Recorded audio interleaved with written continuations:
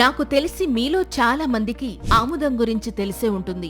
కానీ మీకు తెలియని ఆముదం ఇంకొకటి ఉంది. అదే అడవి ఆముదం.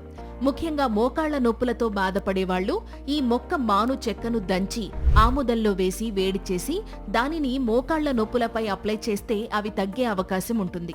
ఇక ఈ మొక్క ఆకులను ఆముదంలో వేడి చేసి గడ్డలపై కడితే గడ్డలు తగ్గిపోతాయి.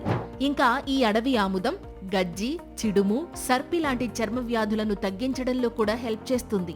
ఇక కండరాల నొప్పులతో బాధపడేవాళ్లు అడవి ఆముదాన్ని కొబ్బరి నూనెలో కలిపి నొప్పి ఉన్న చోట మసాజ్ చేస్తే కండరాల నొప్పులు తగ్గుతాయి.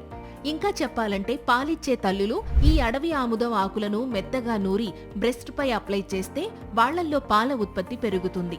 ఇక దగ్గుతో బాధపడేవాళ్లు ఆ అడవి ఆముదం ఆకులు లేదా కొమ్మలను తుంచితే వచ్చే స్రావాన్ని కొద్దిగా టీ చక్కెరతో కలిపి సూర్యోదయానికి ముందు సేవిస్తే దగ్గు తగ్గే అవకాశం ఉంటుంది.